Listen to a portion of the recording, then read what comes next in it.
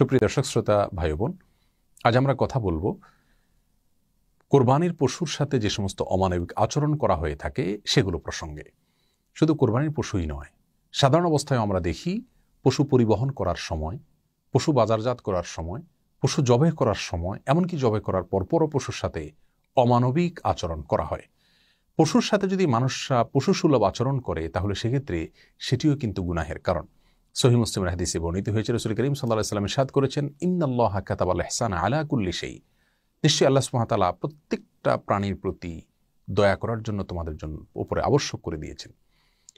ফাইদা কাতালতুম ফাহসিনুল কিতলাতা ওয়া ইযা যাবাহতুম ফাহসিনুদ যিবহাতা। অতএব তোমরা যদি কোনো মানুষকে হত্যা করতে হয়, বিচারিকভাবে কারো মৃত্যুদণ্ড হলো অথবা যুদ্ধের ময়দানে কাউকে হত্যা করতে হলো, তখনও তার প্রতি তোমরা অমানবিক আচরণ করবে না। আর যখন কোনো পশু জবাই করতে হবে তাকেও বিনা প্রয়োজনে তোমরা অতিরিক্ত কষ্ট দিবে না, যত কম কষ্ট দিয়ে সম্ভব জবাই করবে। এবং সেজন্য তিনি এই হাদিসের পরবর্তী অংশে বলেছেন, তোমরা ছুরি বা চাকুকে ভালো করে ধার দিয়ে নিবে যাতে করে যথাসম্ভব কম কষ্ট দিয়ে তাকে দ্রুত জবাই করা যায়। প্রিয় দর্শক, এই হাদিসের আলোকে আমরা কোরবানির সময় বা সাধারণ সময় পশু পরিবহনের ক্ষেত্রে একটি চিত্র দেখতে পাই, সেটি সম্পূর্ণরূপে অবৈধ এবং গুনাহের কাজ।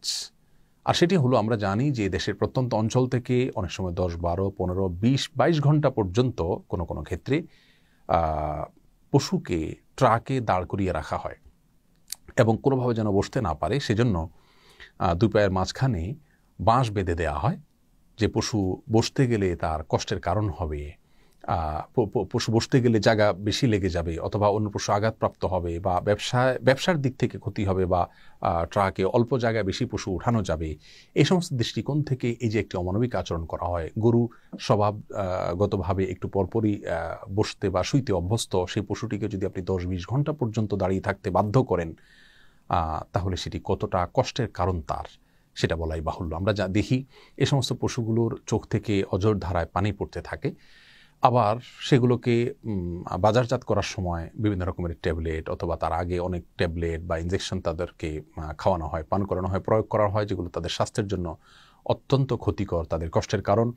এবং অনেক সময় ছাগল ইত্যাদিকে জোর করে পাইপ দিয়ে পানি পান করিয়ে তাদের পেটকে ফুলানো হয়। কোনো কোনো ক্ষেত্রে সেটা এত বেশি পরিমাণে করা হয় যে অনবরত সে পেশাব করতে থাকে। এ ধরনের অনেক অমানবিক আচরণ বাজারজাত করার সময় করা হয়ে থাকে।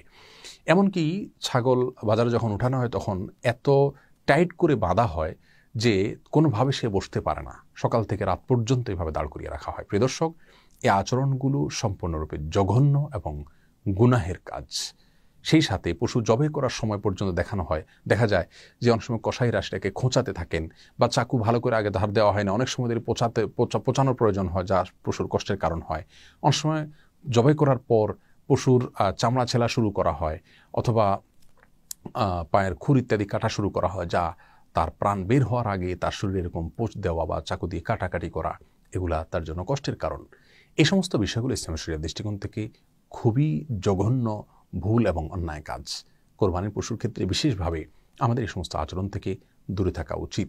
আপনি যে পশু জবাই করে আল্লাহ সুবহানাহু ওয়া তাআলার সন্তুষ্টি চাচ্ছেন, সেই পশু যদি পরিবহন থেকে নিয়ে বাজারজাত থেকে নিয়ে জবাই করার সময়, জবাই করার পরে সর্বক্ষণ তাকে যদি অযাচিতভাবে আপনি কষ্ট দেন, তাহলে কোনোভাবেই কিন্তু আপনি আপনার রবকে সন্তুষ্ট করতে পারবেন না। এই জন্য এই বিষয়গুলোর প্রতি আমাদের বিশেষভাবে সাবধান হওয়া উচিত। আল্লাহ সুবহানাহু ওয়া তাআলা আমাদের সকলকে সব ক্ষেত্রে মানবিক এবং দয়াপরবশ হওয়ার তৌফিক দান করুন। আসসালামু আলাইকুম ওয়া রাহমাতুল্লাহি।